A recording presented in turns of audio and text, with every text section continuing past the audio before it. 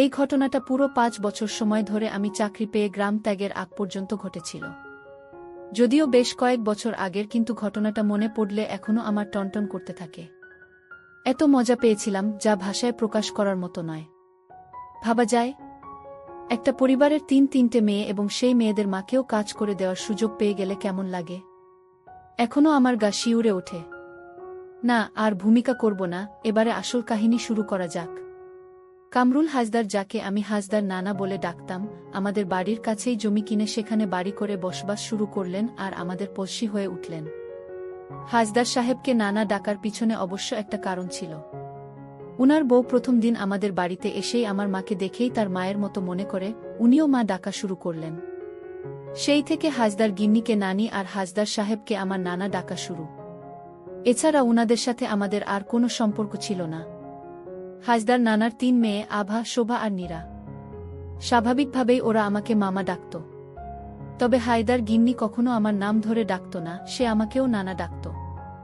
আকৃতি আর চেহারাগত দিক দিয়ে হাজদার নানার ৩ মেয়ে সম্পূর্ণ আলাদা। বড় মেয়ে আভা ৫ ফুট ২ ইঞ্চি লম্বা। মুখটা একটু লম্বাটে, কিন্তু তাতেই ওকে আরও বেশি সুন্দর লাগত। মেঝো মেয়ে শোভা একবার কেউ দেখলে দ্বিতীয়বার ফিরে তাকাত না, ওর স্বাস্থ্যগত কারণে। তবে মুখের গড়নটা খুব সুন্দর। আর সবচেয়ে ছোট নীরা ওর বড় ২ বোনের সংমিশ্রণে মাঝামাঝি, দেখতে সুন্দর, মাঝারি গড়ন। আমাদের পাড়ায় যখন আসে তখন আভা ক্লাস 9, শোভা ক্লাস 6 আর নীরা ক্লাস 3-তে পড়ে। ছাত্রী হিসাবে কোনটাই তেমন সুবিধার ছিল না। তবে সবচেয়ে মাথা মোটা ছিল শোভা। ওর স্বাস্থ্যগত কারণে ওকেই সবার বড় বলে মনে হতো। ২ বছর গেল। আভা এসএসসি 2nd ডিভিশনে পাশ করে কলেজে ভর্তি হল। কিন্তু ফার্স্ট ইয়ার ফাইনালে রেজাল্ট খুব খারাপ করল। আর বাবা মা ভাবলেন আভা বোধ হয় এইচএসসি পাশ করতে পারবে না। আমি তখন ধুমসে টিউশনি করি আর আমার ছাত্ররা বেশ ভালো রেজাল্ট করায় আমার সুনাম চারদিকে ছড়িয়ে পড়েছিল। আভার মা অর্থাৎ নানি আমাকে বলার সাহস না পেয়ে, যেহেতু খাটুনি বেশি হয় বলে আমি খারাপ রেজাল্ট করা ছাত্রছাত্রী পড়াতাম না, আমার মাকে ধরল আমাকে রাজি করাতে যাতে আমি আভাকে পড়াই। মায়ের আদেশ বলে কথা, তাছাড়া আভাকে আমারও বেশ ভালো লাগত, যদিও আভার প্রতি আমার কোনোই খারাপ নজর ছিল না। তার একমাত্র কারণ ছিল ওরা আমাকে মামা ডাকত, তাই আমি এই সম্পর্কটাকে বজায় রাখার চেষ্টা করতাম। যদিও ওরা প্রায়ই আমার সাথে ঠাট্টাইয়ার্কি করত, কিন্তু আমি সেসব আমলে নিতাম না। আমি আভাকে পড়ানো শুরু করলাম। যেহেতু আভা সেরকম ভালো ছাত্রী ছিল না, তাই ওকে আমার অতিরিক্ত সময় দিতে হতো। আমি আভাকে পড়াতাম বিকেলবেলা। সে সময় ওকে ছাড়া আর কাউকে দেখা যেত না। নানি দুপুরে খাওয়ার পর নাক ডাকিয়ে ঘুমাতো আর হাজদার নানা স্কুল থেকে ফিরতে ফিরতে সন্ধ্যা হয়ে যেত, কারণ তার স্কুলটা ছিল বেশ দূরে। শোভা আর নীরা সময় কাটাতো খেলার মাঠে খেলে বা খেলা দেখে। তাছাড়া নানি তার মেয়েদের পড়াশোনার ব্যাপারে খুব সতর্ক ছিল, তাই আভাকে পড়ানোর সময় কেউ যেন আমাকে ডিস্টার্ব না করে সেদিকে খুব খেয়াল রাখত।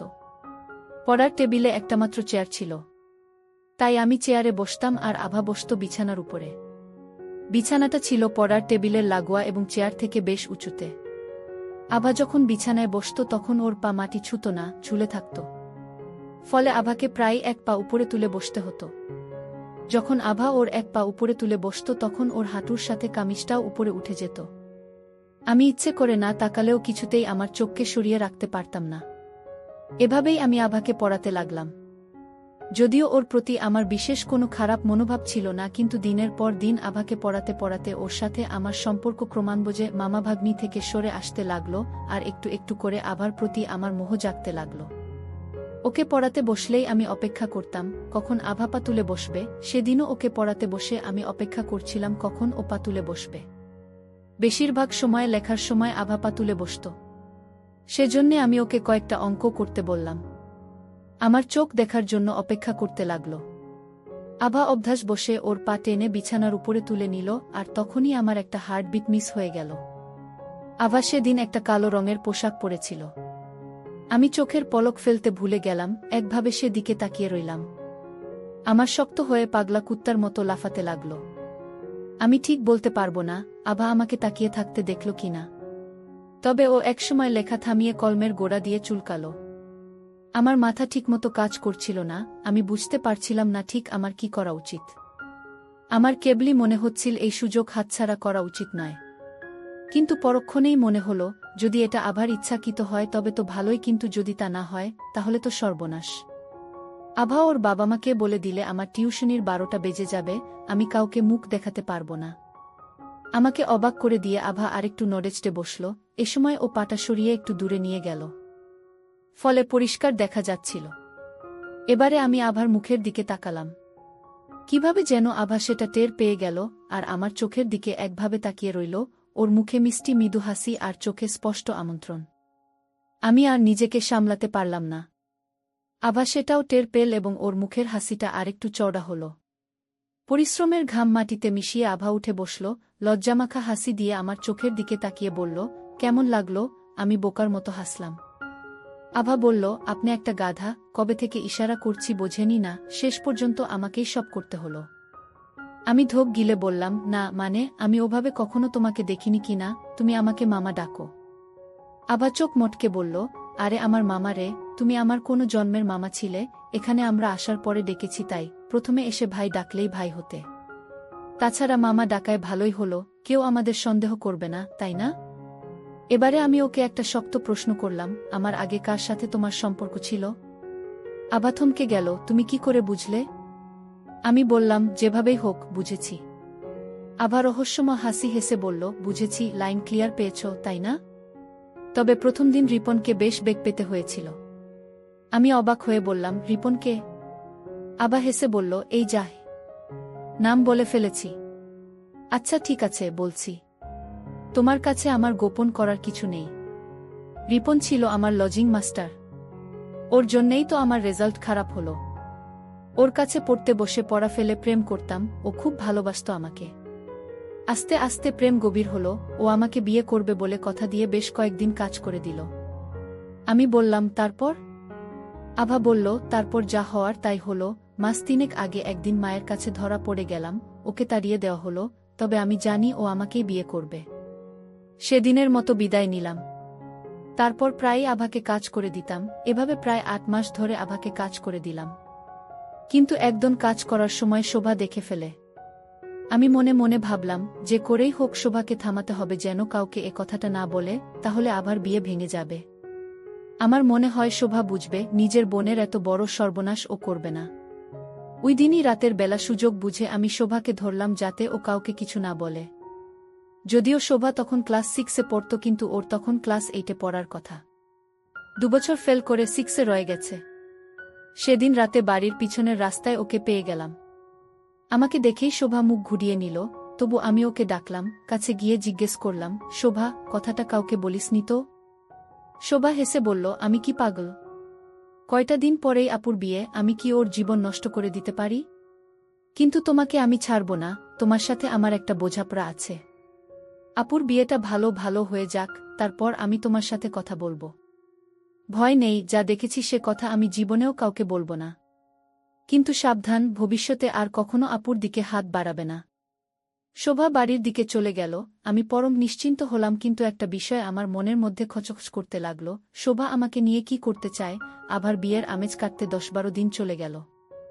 সবাই ব্যস্ত, বাড়িতে নতুন মেহমানদের আনাগোনা, এসব কারণে আমি একটু নিজেকে আড়াল করে রাখলাম। তারপর একদিন দুপুরবেলা শোভা আমাদের বাসায় এসে এক ফাঁকে আমাকে একা পেয়ে বলল, মামা, বিকেলে এসো, কথা আছে। বিকেলে শোভাদের বাসায় গিয়ে দেখি বাড়ি প্রায় ফাঁকা, কেউ নেই। সবগুলো ঘরের দরজা বাইরে থেকে বন্ধ, কেবল শোভার ঘরটাই খোলা। এগিয়ে গিয়ে দেখি ঘর গোছাচ্ছে। আমি খুব করে একটা কাশি দিলাম, শোভা আমাকে ঘরের ভিতরে যেতে বলল। আমি জানতে চাইলাম, আর সবাই কোথায়? শোভা জানালো, নীরাকে নিয়ে নানা আর নানি বাজারে কেনাকাটা করতে গেছে, শোভা বাসায় একা। আমি এগিয়ে গিয়ে বললাম, কি বলবি তাড়াতাড়ি বল, আমি খুব টেনশনে আছি। শোভা একটা রহস্যময় হাসি দিয়ে আমার সামনে এসে দাঁড়ালো, দুজনের মধ্যে মাত্র ইঞ্চিখানেক দূর। শোভা বলল, না মামা, তেমন সাংঘাতিক কিছু বলবো না, তার আগে বলো তো আমি দেখতে কেমন? আমি একটা ঢোক গিলে বললাম, কেন, ভালোই তো, তোকে আমার বেশ ভালোই লাগে, তুই খুব ভালো মেয়ে। হঠাৎ উত্তেজিত হয়ে উঠল শোভা, মিথ্যুক কোথাকার, তোমরা সবাই মিথ্যে কথা বলো। আমার মা বাবা, বোনেরা, তুমি সবাই মিথ্যে কথা বলো। আমি জানি আমি দেখতে কেমন। কেউ আমাকে পছন্দ করে না, সবাই আমাকে আড়ালে বিশ্রী সব নাম ধরে ডাকে। এই দেখো, বাবা মা নীরাকে বাজারে নিয়ে গেল, আমাকে নিল না, কেন? আমি কি এসব বুঝি না? আমি সব্বাইকে চিনি। কিন্তু আমার কি করার আছে বলো? বিধাতা আমাকে এরকম বানিয়েছে। আমার কি দোষ? ফুপিয়ে কাঁদিতে লাগল শোভা। কথা বলতে বলতে পিছিয়ে গিয়ে খাটের উপরে বসে পড়েছে ও। আমি হতভম্ব হয়ে গেলাম, কি করব কিছুই বুঝতে পারছিলাম না। শোভা চুপ মুছতে মুছতে বলল, আমি জানি কেউ আমাকে বিয়ে করবে না, সারা জীবন আমাকে একা একা থাকতে হবে। কেন? কি নেই আমার? আভার মতো আমিও একটা মেয়ে, আভার যা যা আছে আমারও সব আছে। কিন্তু তুমি আভাকে কাজ করে দিয়েছ। আমার দিকে তো ফিরেও তাকাও না। আমি জানি তুমি আমাকে একটুও পছন্দ করো না, এখন মিথ্যে কথা বলছ। আমি এগিয়ে গিয়ে ওর মুখটা ধরলাম। ওর চোখ মুছে দিয়ে বললাম, না না শোভা, তুই জানিস না আমি তোকেও খুব পছন্দ করি। ফোপাতে ফোপাতে শোভা বলল, ঠিক আছে, যদি তুমি আমাকে পছন্দই করো তাহলে এখন একটু কাজ করে দাও। তাহলেই বুঝব সত্যি তুমি আমাকে পছন্দ করো। আমি খুব বিব্রত বোধ করছিলাম, কি বলবো কিছুই বুঝে উঠতে পারছিলাম না। শোভা ওর মোটা মোটা দুই হাতে আমার দুই হাত শক্ত করে ধরল, মনে হচ্ছিল আমার হাত দুটি পিষে ফেলবে। দাও না মামা, সেদিন আভাকে যেভাবে কাজ করে দিয়েছিলে সেভাবে আমাকেও একটু কাজ করে দাও। আমার দুনিয়া বদলে গেল। আমার মনে হলো আমার সামনে বসা শোভা শুধুই একটা মেয়ে, একটা কাজ করে দেওয়ার যন্ত্র। দিন গড়ালো, এরই মধ্যে ঘটনা দুর্ঘটনাও ঘটে গেল। শোভার সাথে আমার সম্পর্ক বেশ শিথিল হয়ে এসেছিল, তাছাড়া নানান পারিপার্শ্বিক চাপে মেয়েটা হতাশ হয়ে পড়েছিল। ফলে হঠাৎ করেই ও নিজেকে শেষ করে বসল। তারপর চলে গেল বেশ কিছুদিন। ইতিমধ্যে ওই বাড়ির ছোট মেয়ে নীরার সাথে আমার গোপন একটা সম্পর্ক গড়ে উঠেছিল। তখন নীরার বয়স অনেক কম ছিল, কাজ করে দেওয়ার যোগ্য হয়ে ওঠেনি। শুধু উপর দিয়ে কাজ চলত। এরই মধ্যে ঘটে গেল অন্য এক ঘটনা। নীরার সাথে আমার আরও ঘটনা আছে, সেটা পরে বলবো, তার আগে বিশেষ ঘটনাটা বলি। একদিন নানি আমাদের বাসায় এসে আমার আম্মাকে অনুরোধ করল যে আমাকে উনাদের বাসায় কয়েকটা রাত কাটানোর অনুমতি দিতে হবে। কারণটা অতি সাধারণ, শিক্ষকদের একটা 5 দিনের ওয়ার্কশপ হবে ঢাকায়, নানাকে সেই ওয়ার্কশপে অংশ নিতে ঢাকা যেতে হবে। সেখান থেকে নানা যাবেন আবার শ্বশুরবাড়ি। আভা তখন 8 মাসের, তাই ওকে নিয়ে আসবেন। আভা অবশ্য বলেছিল বাচ্চাটা নাকি আমার। বাড়িতে নানি এবং নীরা ছাড়া কোনো পুরুষ মানুষ নেই, তাই রাতে নিরাপত্তার জন্য একজন পুরুষ থাকা দরকার। তাছাড়া নানির খুব ভূতের ভয় আছে, রাতে একা থাকতে খুব ভয় পায়।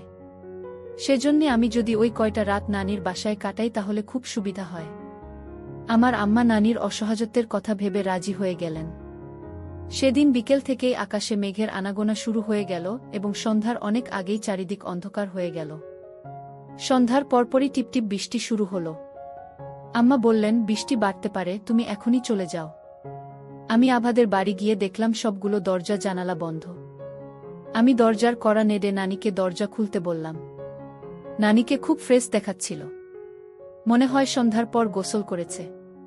শুনেছি নানির খুব ছোটবেলায় বিয়ে হয়েছিল, তখন তার বয়স মাত্র 15, আর 16তে আভার জন্ম। সে হিসেবে নানির বয়স তখন 34-35-এর বেশি নয়। 3 মেয়ের মা হওয়া সত্ত্বেও যে কোনো পুরুষের মনে আগুন জ্বালানোর মতো সম্পদ তার ছিল। নানিকে লাল পাড়ওয়ালা সবুজ শাড়িতে সুন্দর লাগছিল। সেই সাথে নানির ঘন কালো কোকড়ানো চুলে বাড়তি আকর্ষণ যোগাচ্ছিল। সত্যি কথা বলতে কি, হঠাৎ করে নানিকে কাজ করে দেওয়ার খুব ইচ্ছা হলো আমার। এতদিন এই পরিবারের সাথে আমার উঠাবসা, কিন্তু এর আগে কোনোদিন নানিকে এমনভাবে দেখিনি আমি। আমি সবকিছু ভুলে নানির দিকে অপলক তাকিয়ে থাকলাম কয়েক সেকেন্ড। নানি সেটা খেয়াল করল এবং ঠাট্টা করে বলল, কি নানা, অমন করে তাকিয়ে আছিস কেন? বিমরতি ধরল নাকি তোর আবার? আমি লজ্জা পেলাম, হেসে ভিতরে ঢুকলাম। তখন 8:30 বাজে, নীরা ওর রুমে পড়ছিল, আমি আর নানি টিভি দেখছিলাম, একটা প্রেমের নাটক হচ্ছিল। নাটকটা আমার খুব ভালো লাগছিল। বাইরে প্রচণ্ড বৃষ্টি শুরু হয়ে গেছে, টিনের চালে বৃষ্টির শব্দের জন্য টিভির শব্দ তেমন শোনা যাচ্ছিল না। নানি আমার সাথে ইয়ার্কি করে বলল, কি নানা, এত মন দিয়ে প্রেমের নাটক দেখছিস, আছে নাকি কেউ তোর মনের মানুষ, ভালোবাসিস কাউকে? আমি মাথা নেড়ে হেসে বললাম, না নানি, এখনো তেমন কাউকে পাইনি, থাকলে তো তোমাকে বলবই। নানি হেসে বলল, বলিস কি নানা, তোর মতন এমন হ্যান্ডসাম ছেলের লাভার নেই, মেয়েরা তোকে পেলে তো গিলে খাওয়ার কথা। এই তো বয়স, এখন না হলে আর কবে হবে? এখনই তো চুরি করে মধু খাওয়ার সময়। এ কথা বলে নানি খিলখিল করে হাসতে লাগল। নানির আচার আচরণ আমার কাছে খুব রহস্যজনক মনে হলো, অন্য দিনের তুলনায় নানিকে আজ অন্যরকম লাগছিল। এরই মধ্যে নীরা এসে বলল যে ওর খুব ঘুম পাচ্ছে, খাবার চাইল। নানি ওকে টেবিল থেকে খাবার নিয়ে খেয়ে শুয়ে পড়তে বলল। আমি মনে মনে বললাম, এই সময়টাই তো আমি চাইছিলাম। আমি বললাম, 3 মেয়েকে কাজ করে দিয়েছি, বাকি আছে শুধু মা, এখন সেটাও পূরণ হয়ে যাবে।